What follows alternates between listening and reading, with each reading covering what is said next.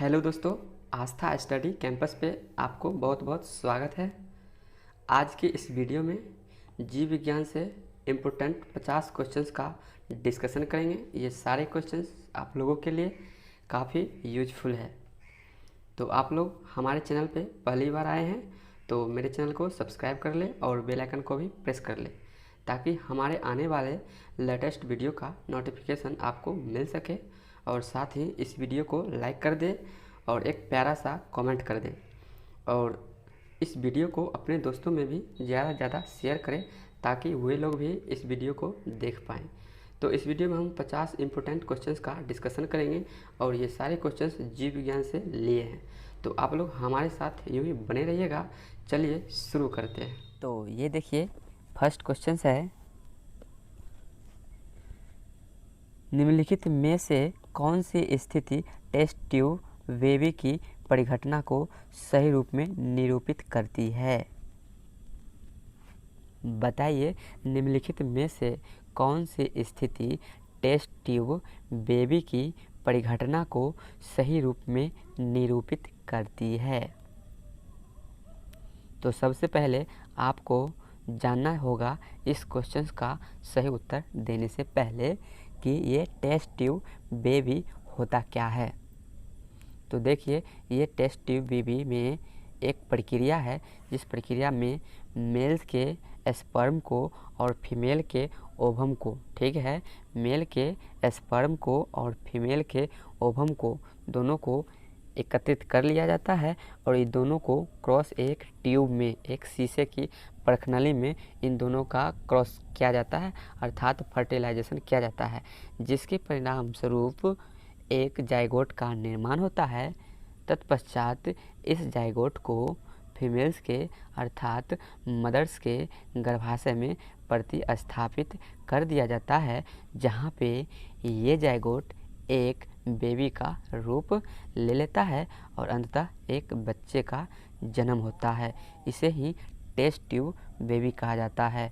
तो आप लोग क्या सुने अभी कि मेल के गैमेट और फीमेल के ओवम को ले लिया जाता है, अर्थात उसको बाहर निषेचन कराया जाता है एक ट्यूब में और उसको अंदर प्रतिस्थापित कर दिया जाता है मदर के गर्भाशय में, जहां उनका विकास होता है। तो इस प्रश्न का सही उत्तर क्या हो जाएंगे? जब निषेचन बाह्य होता है और विकास आंतरिक होता है, यही टेस्ट ट्यूब बेबी को सही रूप में निरूपित करता है। तो इस प्रश्न का सही उत्तर हो गया ऑप्शन सी। तो आप लोग इसको ध्यान में रखिएगा, ठीक है।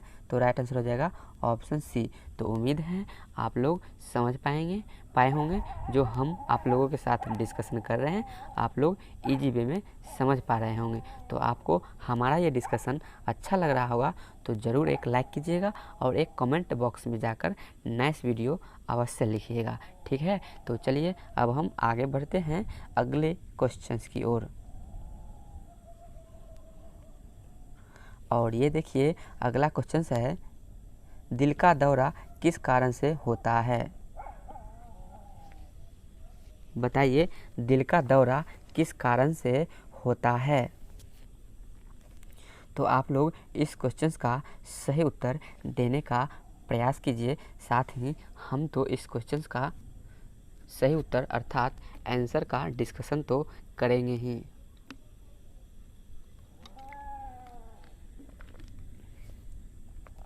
तो देखिए, दिल का दौरा, ठीक है, हृदय में रक्त की आपूर्ति में कमी हो जाता है, ठीक है। जब हृदय में रक्त की आपूर्ति कमी हो जाता है, जिसके कारण हार्ट अटैक होता है, अर्थात दिल का दौरा पड़ता है। तो इस प्रश्न का सही उत्तर हो जाएंगे हृदय में रक्त की आपूर्ति में कमी, ठीक है। तो राइट आंसर हो जाएगा ऑप्शन सी। अब देखिए, ये हार्ट अटैक की प्रोसेस क्या है, कैसे व्यक्ति में हार्ट अटैक होता है, इसका डायग्नोसिस क्या है, इसका प्रोसेस क्या है, इसके विषय में हम जान लेते हैं। तो देखिए, जब हृदय की कोरोनरी धमनियाँ, ठीक है, जब हृदय की कोरोनरी धमनियाँ और उनके शाखाएँ सिकुड़ जाती है तो हृदय को पर्याप्त मात्रा में रक्त की आपूर्ति नहीं हो पाती है, जिसे एंजाइना कहते हैं। और इसी एंजाइना के विकसित रूप को हार्ट अटैक कहा जाता है। ठीक है, दिल का दौरा पड़ना कहा जाता है एंजाइना के विकसित रूप को। इसको आप ध्यान में रखिएगा।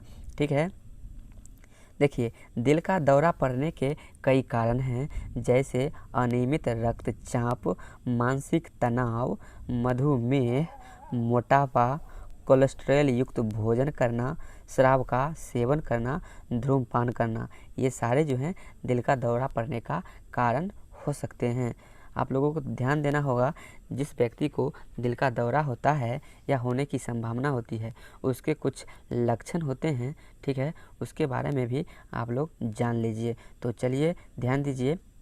रोगी के सीने के बाईं ओर, ठीक है, रोगी के सीने के बाईं ओर तेज दर्द उठता है। ठीक है, जोर से पसीना निकलता है, उनको घबराहट होती है और रोगी बेहोश हो जाता है और धड़कन जो है उनका एकाएक रुक भी जाता है, जिससे उस रोगी की अंततः मृत्यु हो जाती है। ठीक है, इसे ही हार्ट अटैक कहते हैं या दिल का दौरा पड़ना कहा जाता है। तो चलिए अब हम आगे बढ़ते हैं अगले क्वेश्चंस की ओर। और ये देखिए अगला क्वेश्चन है, किसी चीज़ का अधिक खाने से ही केवल पृथ्वी की अधिक जनसंख्या का भरण पोषण किया जा सकता है। बताइए किस चीज़ का अधिक खाने से ही केवल पृथ्वी की अधिक जनसंख्या का भरण पोषण किया जा सकता है। बताइए भेड़ बकरे के मांस खाने से क्या पूरे पृथ्वी की जनसंख्या का भरण पोषण किया जा सकता है? नहीं, बिल्कुल नहीं किया जा सकता है। क्या अंडे को खाने से जितने भी जीव हैं इस पृथ्वी पे उनका भरण पोषण हो सकता है? बिल्कुल नहीं हो सकता है। गोमांस खाने से उनका भरण पोषण हो सकता है? बिल्कुल नहीं हो सकता है। तो पृथ्वी पे जितने भी जनसंख्या हैं, जितने भी जीव हैं, उन सारे का भरण पोषण हो सकता है तो वो सिर्फ वनस्पति उत्पाद से। ठीक है, तो जितने भी जीव हैं इस धरती पे उनका भरण पोषण हो सकता है वनस्पति उत्पाद से। तो इस क्वेश्चन का सही उत्तर हो जाएंगे ऑप्शन सी। तो इसको आप लोग ध्यान में रखिएगा। ये तो क्वेश्चंस काफ़ी इजी ही हैं, फिर भी आप लोग इसका डिस्कशन ध्यान रखिएगा। अब देखिए अगला क्वेश्चंस, विटामिन B2 का अन्य नाम है। बताइए, अर्थात इस क्वेश्चंस का तात्पर्य है विटामिन B2 का रासायनिक नाम क्या है? तो बता दीजिए आप लोग सही जवाब। तो देखिए विटामिन B2, ठीक है, विटामिन B2 का केमिकल नेम है राइबोफ्लोविन। ठीक है, ध्यान में रखिएगा, विटामिन B2 का केमिकल नेम है राइबोफ्लोविन। तो सही उत्तर हो जाएंगे इस क्वेश्चंस का ऑप्शन सी। इसको आप ध्यान में रखिएगा। ठीक है, अब देखिए ये विटामिन B2 जो है यह मांस, दूध, हरी सब्जी, सोयाबीन, अंडा इत्यादि में पाया जाता है। और इस विटामिन B2 की कमी से कौन कौन से डिजीज होते हैं उसको भी ध्यान में रखिएगा, जैसे त्वचा का फटना, जीभ का कटना, बाल का झड़ना, ठीक है, मुंह में छाले पड़ना। ये सारा डिजीज जो है विटामिन B2 की कमी से होता है। अब देखिए इसमें एक ऑप्शन दिया है थायमीन। ठीक है, ये थायमीन क्या है? तो ये थायमीन जो है विटामिन B1 का रासायनिक नाम है। इसको ध्यान रखिएगा, विटामिन B1 का रासायनिक नाम क्या है? तो थायमीन है। और ये देखिए ये हीमोग्लोबिन, ठीक है, और ये हीमोग्लोबिन जो है ये ब्लड में पाया जाता है। तो इसको भी आप लोग ध्यान में रखिएगा। अब चलिए आगे बढ़ते हैं अगले क्वेश्चंस की ओर। और ये देखिए अगला क्वेश्चन है, कॉकरोच जल में जीवित नहीं रह सकता क्योंकि उसका श्वसन अंग है। बताइए कॉकरोच जो है वो जल में जीवित नहीं रह सकता है, क्यों? क्योंकि उसका श्वसन अंग गिल्स नहीं है। तो बताइए उसका श्वसन अंग क्या है कॉकरोच का? तो देखिए ये जो कॉकरोच है ये ट्रैकिया के माध्यम से, ठीक है, ट्रैकिया के माध्यम से श्वसन करता है। अतः यह जो कॉकरोच है जल में जीवित नहीं रह सकता। तो इस प्रश्न का सही उत्तर ऑप्शन बी हो गया। देखिए एक इम्पोर्टेंट फैक्ट्स हैं कि पृथ्वी पे जितने भी, ठीक है, पृथ्वी पे जितने भी कीट हैं, ध्यान में रखिएगा, पृथ्वी पे जितने भी कीट हैं वो सारे कीट ट्रैकिया के द्वारा ही श्वसन करते हैं। ध्यान में रखिएगा, पृथ्वी पे जितने भी कीट हैं वो सारे कीट ट्रैकिया के माध्यम से ही श्वसन करता है। अगला क्वेश्चन देखिए, पुरुष में मरकरी के विषाक्तता से कौन सा रोग होता है? बताइए, पुरुष में मरकरी के विषाक्तता से कौन सा रोग होता है, अर्थात मरकरी प्रदूषण से कौन सा रोग फैलता है? बता दीजिए सही जवाब क्या हो जाएगा। तो देखिए, मरकरी के प्रदूषण से मिनी माता रोग होता है। ध्यान रखिएगा, मरकरी प्रदूषण से कौन सा रोग होता है? मिनी माता रोग होता है। तो इस प्रश्न का राइट आंसर ऑप्शन सी हो जाएगा। चलिए आगे बढ़ते हैं, आप लोग हमारे साथ यूं ही बने रहिएगा, बोर बिल्कुल नहीं होइएगा, ठीक है। यदि आप लोग बोर फील कर रहे होंगे तो ये अच्छी बात नहीं है, क्योंकि ये तो एक अध्ययन का समय है आप लोगों के लिए। तो आप लोग जितना ज़्यादा से ज़्यादा हो सके अध्ययन कीजिए, ठीक है। और चलिए आगे बढ़ते हैं, बस आप लोग मेरे साथ बने रहिए। तो चलिए बढ़ते हैं,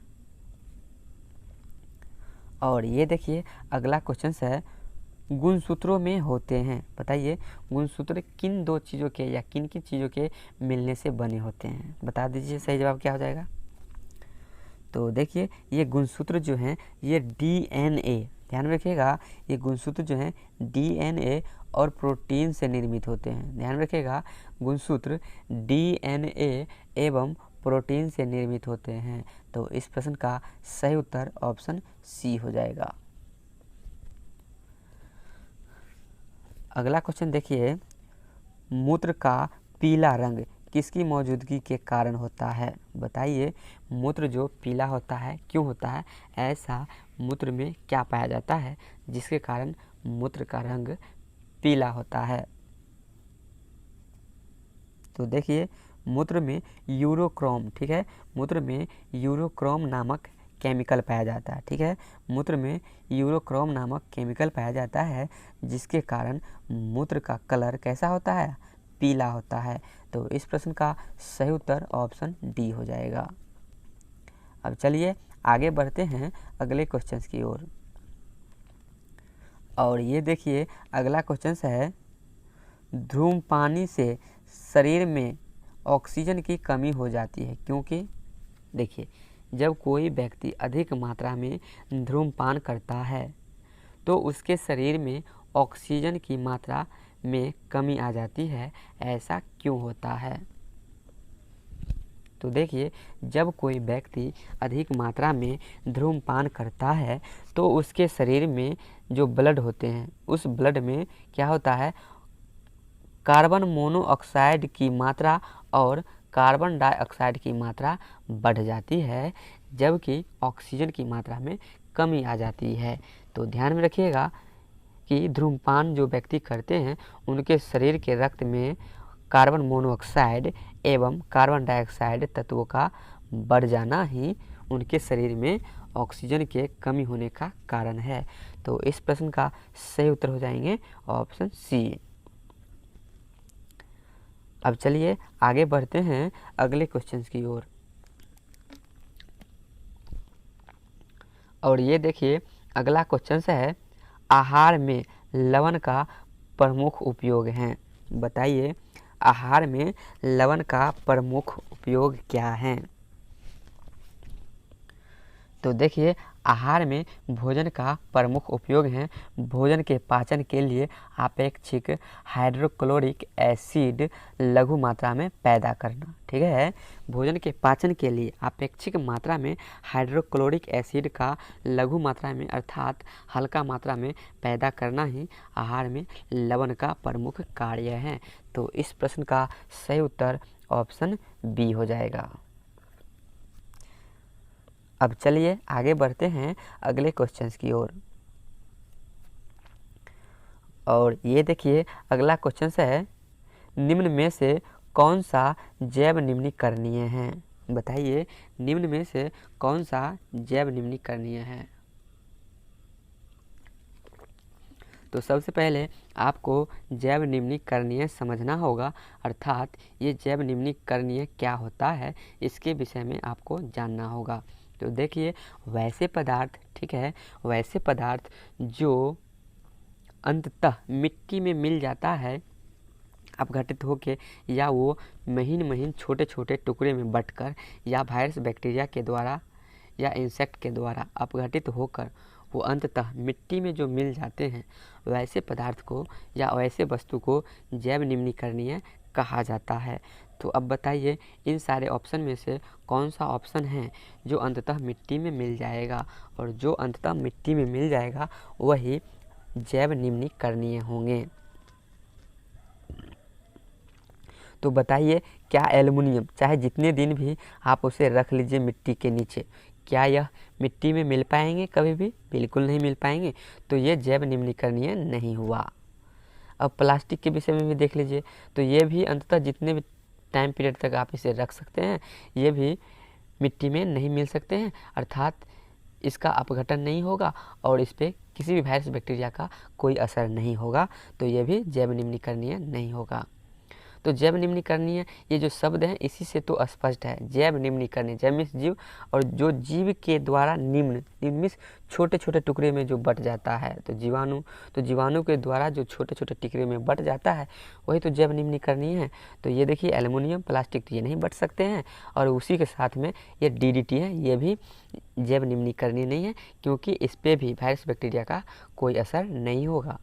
तो अब बताइए, इनमें से कौन सा ऑप्शन बचा? तो ऑप्शन ए बचा, और ये कागज़ है। इस कागज़ को, ठीक है, इस कागज़ को आप जहीं तहीं फेंक देंगे तो 1-2 साल के बाद देखेंगे कि ये मिट्टी में मिल जाते हैं, गल पच जाते हैं। तो ये जो गल पच जाते हैं और मिट्टी में मिल जाते हैं, अतः कागज़ एक प्रकार के जैव निम्नीकरणीय हैं। तो ध्यान में रखिएगा, जैव निम्नीकरणीय किसे कहा जाता है, और इस प्रश्न का सही उत्तर ऑप्शन ए हो जाएगा। अब अगला क्वेश्चन देखिए, किस उभयलिंगी पशु में पर निषेचन किया जाता है? बताइए, किस उभयलिंगी पशु में पर निषेचन किया जाता है? तो ध्यान दीजिए, ये केचुआ ऐसे उभयलिंगी पशु हैं जिसमें पर निषेचन किया जाता है। तो इस क्वेश्चन का सही उत्तर हो जाएगा ऑप्शन सी। चलिए आगे बढ़ते हैं अगले क्वेश्चन की ओर। तो ये देखिए, अगला क्वेश्चन है, बल्बर क्या होता है? बताइए, ये बल्बर हैं क्या है? बताइए, बल्बर किसे कहा जाता है? तो आप लोग हमारे साथ कंटिन्यूटी के साथ बने रहिए, आप लोग फुल वीडियो वॉच कीजिए, जिससे आप लोगों के पास महत्वपूर्ण प्रश्नों का संकलन उपलब्ध हो जाएगा और आप लोग इन सारे क्वेश्चंस का सही उत्तर जान पाएंगे और आप लोगों की तैयारी अच्छी हो पाएंगे। तो आप लोग ध्यान से देखिए और ध्यान से सारे क्वेश्चंस का सही जवाब देने का प्रयास कीजिए। तो देखिए, बल्बर, ठीक है, सघन वसा की परत होता है ह्यूमन बॉडी में या किसी भी जीव के बॉडी में। सघन अर्थात घने मात्रा में, अर्थात अधिक मात्रा में वसा की परत जो होता है उसे ही बल्बर कहा जाता है। तो इस प्रश्न का सही उत्तर हो जाएगा ऑप्शन बी। अब चलिए आगे बढ़ते हैं अगले क्वेश्चंस की ओर। और ये देखिए, अगला क्वेश्चन है, यदि दूध से क्रीम को हटाया जाता है तो इसका घनत्व कैसा हो जाता है? बताइए, यदि दूध से क्रीम को निकाल दिया जाता है तो दूध के घनत्व पे क्या असर होता है? तो देखिए, जब दूध से क्रीम को बाहर निकाल दिया जाता है तो दूध का घनत्व बढ़ जाता है। तो इस प्रश्न का सही उत्तर ऑप्शन ए हो जाएगा। अब चलिए आगे बढ़ते हैं अगले क्वेश्चंस की ओर। और ये देखिए, अगला क्वेश्चन है, वसा में घुलनशील विटामिन कौन से हैं? बताइए, वसा में घुलनशील विटामिन कौन से हैं? जल में घुलनशील विटामिन बी और सी हैं, ठीक है, जल में घुलनशील विटामिन बी और सी हैं। बाकी इसके अलावा जितने भी विटामिन बचे वो सारे विटामिन वसा में घुलनशील है। ध्यान में रखिएगा, जल में घुलनशील विटामिन विटामिन बी और सी हैं। इसके अलावे जितने भी विटामिन हैं वो सारे विटामिन वसा में घुलनशील है। तो आप लोग इस क्वेश्चन का सही जवाब कैसे दे पाएंगे?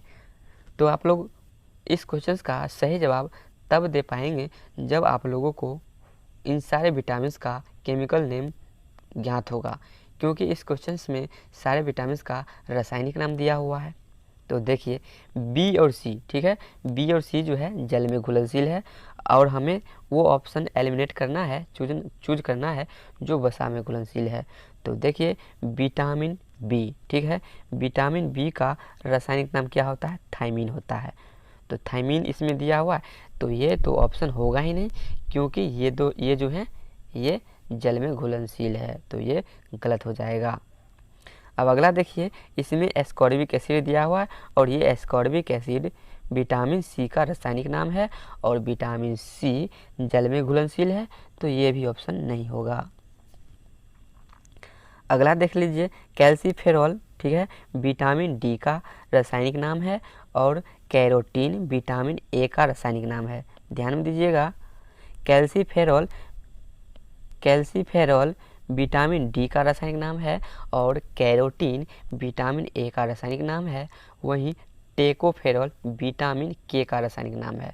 तो इनमें से तीनों विटामिन जो हैं ये वसा में घुलनशील है, तो इस प्रश्न का सही उत्तर ऑप्शन बी हो जाएगा। अब चलिए आगे बढ़ते हैं अगले क्वेश्चंस की ओर। और ये देखिए अगला क्वेश्चन है, रेशम का उत्पादन किससे होता है? बताइए, रेशम का उत्पादन किससे होता है? तो देखिए, रेशम का उत्पादन रेशम के कीट के प्यूपा से होता है। ध्यान में रखिएगा, रेशम कीट के प्यूपा से रेशम का उत्पादन होता है, तो इस क्वेश्चन का सही उत्तर ऑप्शन बी हो जाएगा। और रेशम के कीड़े के पालन को क्या कहा जाता है? तो रेशम के कीड़े पालन को सेरीकल्चर कहा जाता है, इसको भी ध्यान में रखिएगा। अब चलिए आगे बढ़ते हैं अगले क्वेश्चन की ओर। और ये देखिए नेक्स्ट क्वेश्चन है, निम्नलिखित में से अंडा देने वाली स्तनपायी कौन सा है? बताइए, इनमें से अंडा देने वाला स्तनपायी कौन सा है? तो देखिए, ये कटीला चींटीखोर, ठीक है, ये एक प्रकार के स्तनपायी हैं और ये अंडा देने वाले स्तनपायी हैं, तो इस प्रश्न का सही उत्तर ऑप्शन डी हो जाएगा। चलिए आगे बढ़ते हैं अगले क्वेश्चन की ओर। और ये देखिए अगला क्वेश्चन है, विश्वव्यापी तापन का संभावित परिणाम क्या हो सकता है? बताइए, विश्वव्यापी तापन का संभावित परिणाम क्या हो सकता है? तो देखिए, जब विश्व में टेम्परेचर बढ़ेगा तो ग्लेशियर ज़्यादा मात्रा में पिघलेंगे और जब ग्लेशियर ज़्यादा मात्रा में पिघलेंगे तो समुद्र के स्तर में वृद्धि होंगी, ठीक है। जैसे ही समुद्र के स्तर में वृद्धि होंगे तो हमारे जलवायु में भी परिवर्तन होंगे। जब हमारे जलवायु में परिवर्तन होंगे तो फसल के स्वरूप में भी परिवर्तन होंगे। जैसे ही समुद्र के जल स्तर में वृद्धि होंगे वैसे ही समुद्र के जो तट रेखा हैं उनके तट रेखा में भी बदलाव हो जाएंगे। तो विश्व टेम्परेचर के कारण इनमें से जितने भी हैं ऑप्शन वो सारे प्रभाव उत्पन्न होंगे, तो इस प्रश्न का सही उत्तर हो जाएगा ऑप्शन डी। अब चलिए आगे बढ़ते हैं। और ये देखिए अगला क्वेश्चन है, मनुष्य किसके द्वारा जीवमंडल में पारिस्थितिक संतुलन बनाए रख सकता है?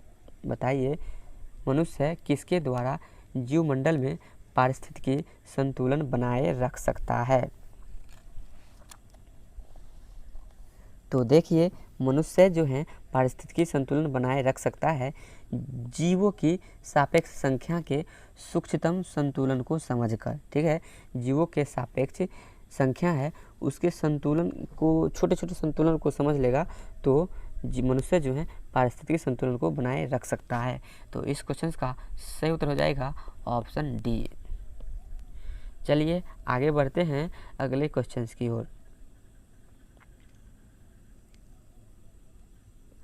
और ये देखिए अगला क्वेश्चन है, निम्नलिखित में से कौन सा पशु रुधिर आहारी है, अर्थात इनमें से कौन सा पशु है जिसका भोजन अर्थात आहार रुधिर हैं। तो देखिए इनमें से मच्छर वैसे पशु हैं जो रुधिर आहारी हैं। तो इस प्रश्न का सही आंसर ऑप्शन सी हो जाएगा।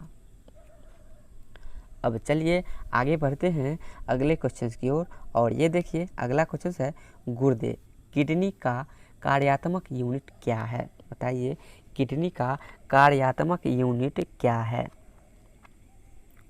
तो देखिए किडनी का कार्यात्मक इकाई नेफ्रॉन है। तो इस प्रश्न का सही उत्तर ऑप्शन सी हो जाएगा।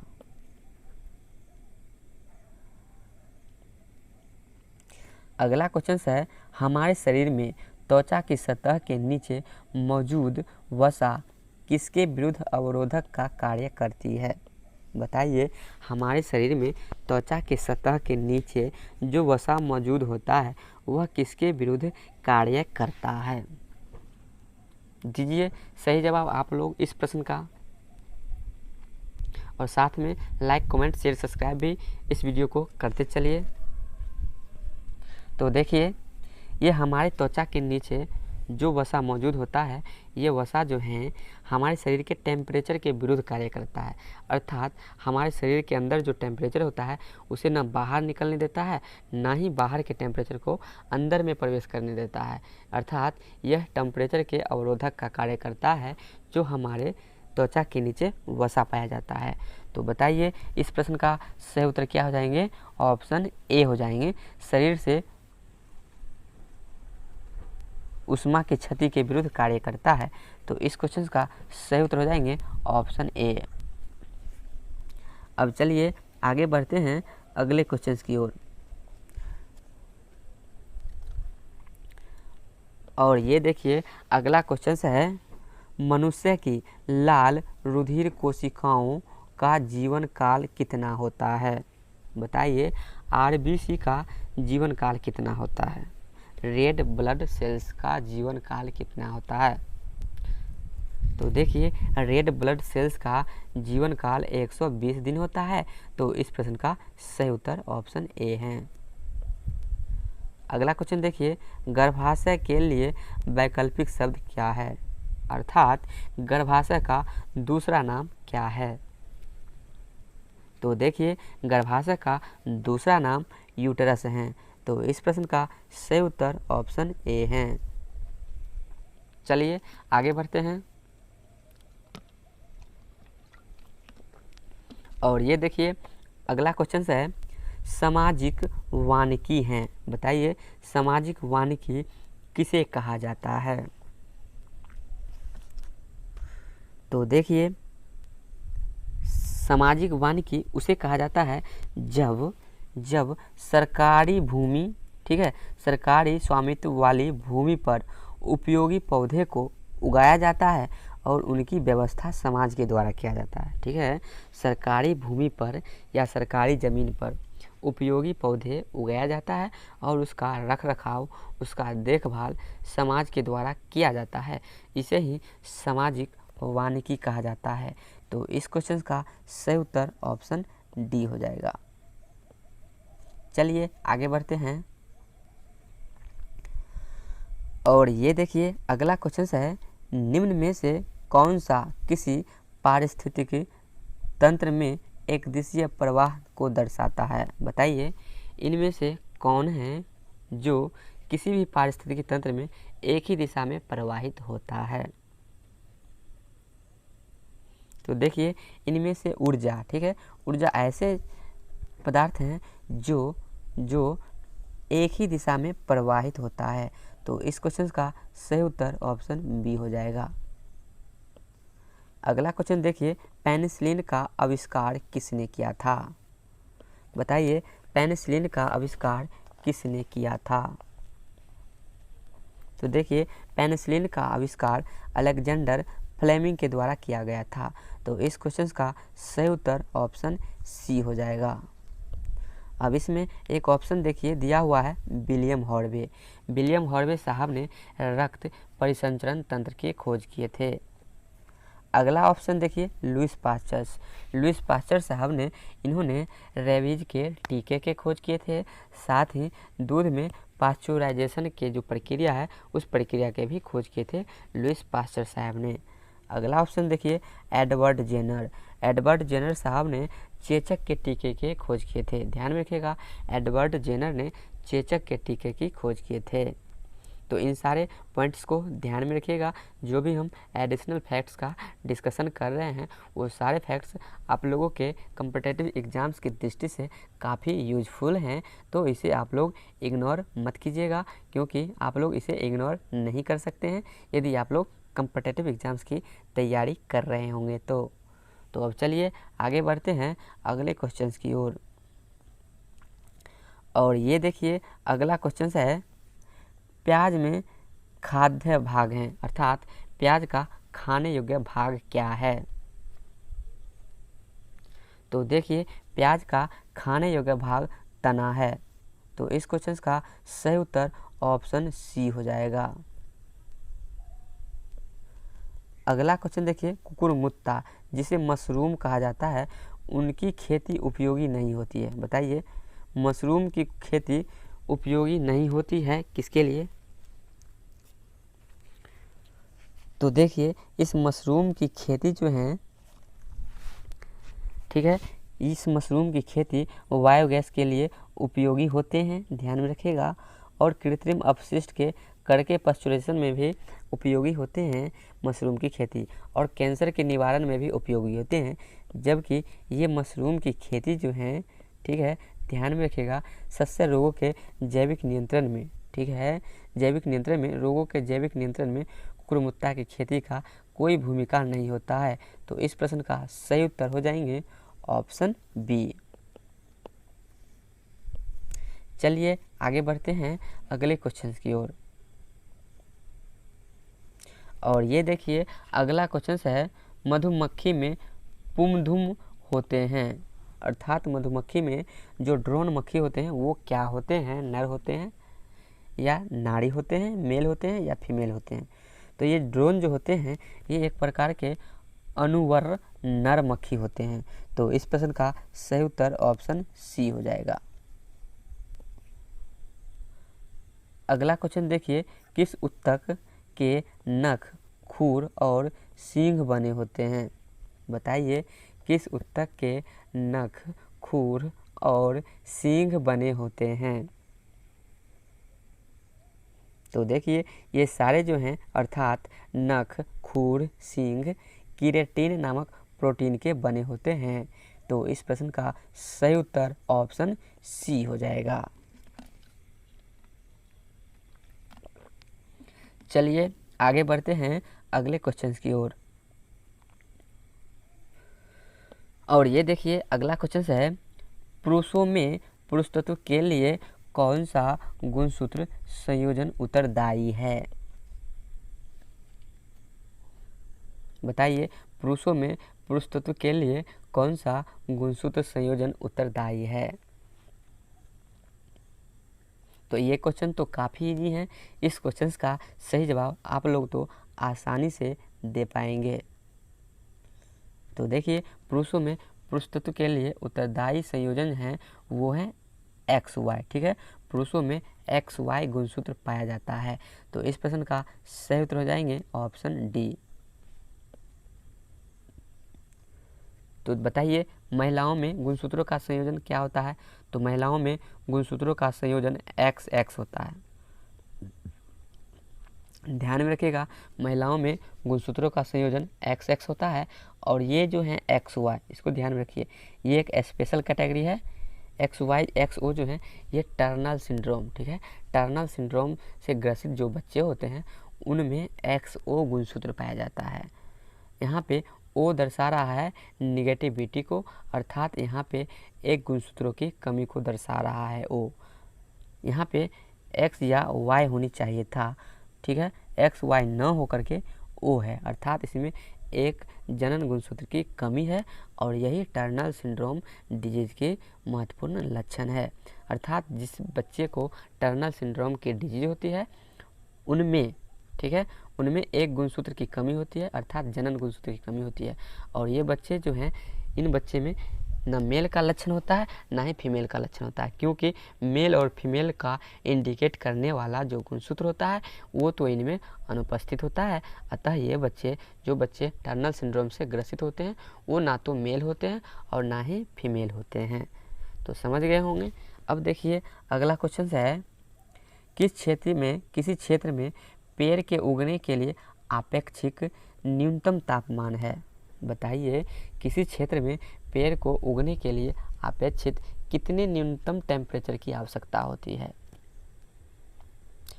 तो देखिए किसी क्षेत्र में किसी पेड़ पौधे को उगने के लिए उस क्षेत्र का न्यूनतम टेम्परेचर 6 डिग्री सेंटीग्रेड होना आवश्यक है। तो इस प्रश्न का सही उत्तर ऑप्शन डी हो जाएगा। अब चलिए आगे बढ़ते हैं अगले क्वेश्चंस की ओर। और ये देखिए अगला क्वेश्चन है, कुरुंजी पुष्प के 12 वर्षों में एक बार खिलने का कारण है। बताइए कुरुंजी पुष्प के 12 वर्षों में एक बार खिलने का कारण क्या है।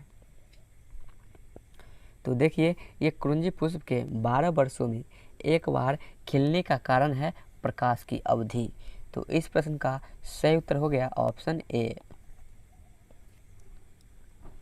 अगला क्वेश्चन देखिए, RH कारक ने अपना यह नाम किस जानवर से लिया। अर्थात RH फैक्टर का नामकरण किस जानवर के नाम पर किया गया है। तो देखिए वो जानवर एक रीसस, ध्यान में रखिएगा, रीसस नामक मंकी था और इसी मंकी के नाम पर RH फैक्टर्स का नामकरण किया गया। और इस मंकी के DNA में एक विशेष प्रकार के प्रोटीन पाया गया, जिसमें प्रोटीन पाया गया उसे ही RH कहा गया। और ये रीसस मंकी था और इसी रीसस मंकी के नाम पर RH फैक्टर नामकरण किया गया, क्योंकि उसका नाम जो था वो R से शुरू होता था। उस मंकी का नाम किससे शुरू होता था, RH अर्थात रीसस। ध्यान रखिएगा उसका नाम क्या था, रीसस। तो यहाँ पे H साइलेंट है, तो इसका रीसस जो नाम है यही शुरुआती वाला 2 अक्षर RH इसका नाम के साथ जोड़ दिया गया था RH फैक्टर के साथ। तो ये RH क्या है, यह एक मंकी का नाम है, अर्थात यह एक बंदर का नाम है। तो इस प्रश्न का सही उत्तर हो जाएंगे ऑप्शन ए।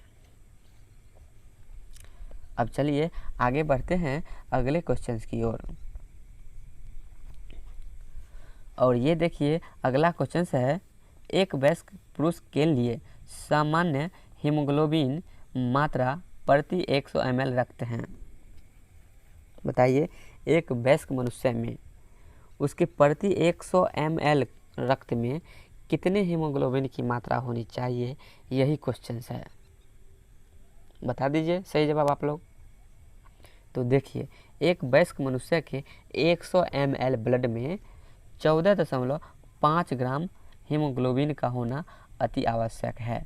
तो इस प्रश्न का सही उत्तर ऑप्शन डी हो जाएगा। अगला क्वेश्चन देखिए, रेशेदार अस्थि जोड़ पाया जाता है। बताइए रेशेदार अस्थि जोड़ किस अंग में पाया जाता है। तो देखिए ये जो रेशेदार अस्थि जोड़ हैं ये कपाल में पाया जाता है। तो इस प्रश्न का सही उत्तर क्या हो जाएंगे, ऑप्शन सी हो जाएंगे। चलिए आगे बढ़ते हैं।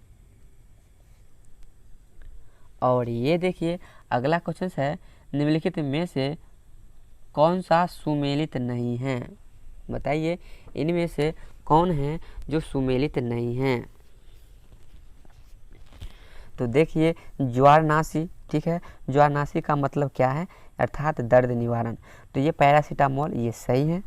और इसमें जो सुमेलित नहीं है वो ऑप्शन पूछ रहा है और जो सुमेलित नहीं होगा वही आपका आंसर होगा। तो ये ज्वारनाशी और पैरासीटामोल का सुमेलन सही है, ठीक है। और ये प्रतिफेन कारक, ठीक है, ये प्रतिफेन कारक जो है ये इसका गलत सुमेलन है। तो ध्यान में रखिएगा इसका सही उत्तर भी ऑप्शन बी ही हो जाएगा। जबकि प्रतिरोधी एस्पिरिन, ठीक है, प्रतिरोधी एस्पिरिन ये सही सुमेलित हैं। और अस्थि क्षयरोधी, ठीक है, अस्थि क्षयरोधी कैल्सीफेरॉल विटामिन डी, अर्थात हड्डी में जो क्षय होता है वो विटामिन डी अर्थात कैल्सीफेरॉल की कमी से होता है। तो ये भी सुमेलन सही है। तो सुमेलन सही नहीं कौन सा है, इसमें से ऑप्शन बी है जो सुमेलित नहीं है। तो इस क्वेश्चन का सही आंसर हो जाएगा ऑप्शन बी। अब चलिए आगे बढ़ते हैं अगले क्वेश्चंस की ओर। और ये देखिए अगला क्वेश्चन है, मछली का एयर ब्लैडर किस रूप में कार्य करता है? बताइए मछली का एयर ब्लैडर किस रूप में कार्य करता है? तो देखिए मछली का एयर ब्लैडर सहायक श्वसन अंग और द्रव स्थैतिक अंग दोनों के रूप में कार्य करता है। तो इस प्रश्न का सही उत्तर ऑप्शन सी हो जाएंगे, सहायक श्वसन अंग और द्रव स्थैतिक अंग दोनों के रूप में कार्य करते हैं। तो इस प्रश्न का सही उत्तर ऑप्शन सी हो जाएगा। चलिए आगे बढ़ते हैं। और ये देखिए अगला क्वेश्चन है, हमारे शरीर में कुल कितनी मांसपेशियां होती है? बताइए ह्यूमन बॉडी में कुल मांसपेशियों की संख्या कितनी होती है? तो देखिए ह्यूमन बॉडी में मांसपेशियों की कुल संख्या 656 होती है। तो इस प्रश्न का राइट आंसर ऑप्शन बी है। देखिए अगला क्वेश्चन है, कैडमियम प्रदूषण किसके संबंधित हैं? बताइए कैडमियम प्रदूषण से कौन सा डिजीज होता है? और वही आपका सही उत्तर हो जाएगा। तो बताइए कैडमियम प्रदूषण से कौन सा डिजीज होता है? तो देखिए कैडमियम से प्रदूषित जल का ग्रहण करने से इटाई रोग होता है। तो इस प्रश्न का सही उत्तर ऑप्शन डी हो जाएगा। चलिए आगे बढ़ते हैं अगले क्वेश्चंस की ओर। और ये देखिए अगला क्वेश्चन है, जीवित संसार में सबसे प्रचुर एंजाइम है? बताइए हमारे जीवित जो जैविक संसार है अर्थात जो जीव मंडल हैं जिसमें जीव जितने भी हैं वो सारे पाए जाते हैं। तो ये जीव मंडल में प्रचुर मात्रा में कौन सा एंजाइम पाया जाता है? तो देखिए जीव मंडल में प्रचुर मात्रा में रुबिस्को नामक एंजाइम पाया जाता है। तो इस प्रश्न का सही उत्तर ऑप्शन ए हो जाएगा। अगला क्वेश्चन देखिए, माइक्रोबैक्टीरियम लेप्रेसी हैं। बताइए माइक्रोबैक्टीरियम लेप्रेसी का आकार शेप कैसा होता है? तो माइक्रोबैक्टीरियम लेप्रेसी का शेप दंडाणु होता है। तो इस प्रश्न का सही उत्तर ऑप्शन ए हो जाएगा। अब चलिए आगे बढ़ते हैं अगले क्वेश्चंस की ओर। और ये देखिए अगला क्वेश्चन है, भारी मात्रा में अल्कोहल पीने वाले लोग प्रायः मरते हैं।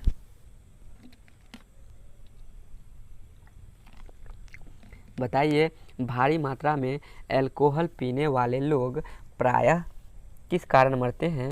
उनमें कौन से डिजीज हो जाते हैं जो अक्सर अल्कोहल का सेवन करते हैं?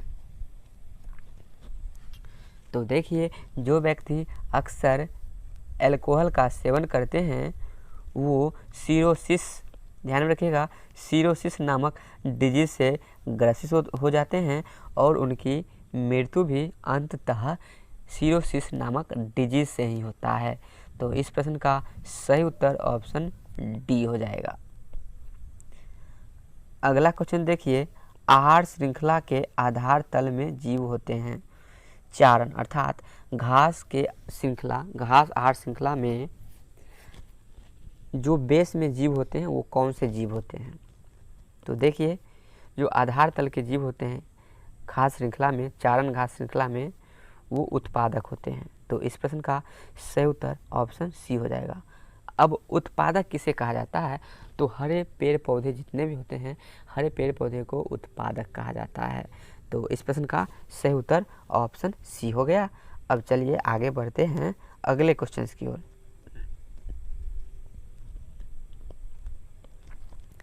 और ये देखिए अगला क्वेश्चन है, डीएनए में होती है। बताइए डीएनए में क्या होती है? डीएनए में कौन सी शर्करा पाई जाती है? तो देखिए डीएनए में पेंटोस नामक शर्करा पाई जाती है। तो इस प्रश्न का सही उत्तर ऑप्शन ए हो जाएगा। अब अगला क्वेश्चन देखिए, जीन शब्द किसने दिया था? बताइए पद जीन किसने बनाया था? अर्थात जो जीन शब्द है उसको सर्वप्रथम किस वैज्ञानिक ने दिए थे? तो देखिए इस जीन शब्द को सबसे पहले जोहानसन नामक वैज्ञानिक ने दिए थे। तो इस प्रश्न का सही उत्तर ऑप्शन बी हो जाएगा। चलिए आगे बढ़ते हैं अगले क्वेश्चन की ओर। और ये देखिए अगला क्वेश्चन है, पूतिजीवी वे जीव हैं जो आहार के लिए निर्भर करते हैं। पूतिजीवी का तात्पर्य है सैप्रोफाइट मृतोपजीवी। मृतोपजीवी वे जीव हैं जो आहार के लिए निर्भर करते हैं। तो मृतोपजीवी का मतलब हुआ कि वैसे जीव जो मृत जीव के शरीर पर अर्थात मृत जीवों पर अपने भोजन के लिए डिपेंड करता है, उसे ही मृतोपजीवी कहा जाता है और इसे इंग्लिश में सैप्रोफाइट कहा जाता है। तो इस प्रश्न का सही उत्तर क्या हो जाएगा? ऑप्शन सी हो जाएगा।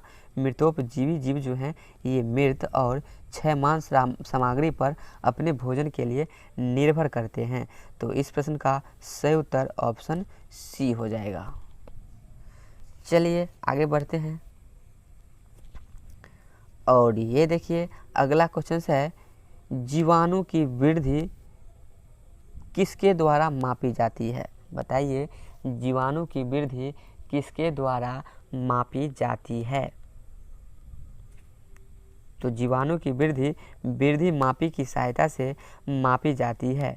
तो इस प्रश्न का राइट आंसर ऑप्शन डी हो गया।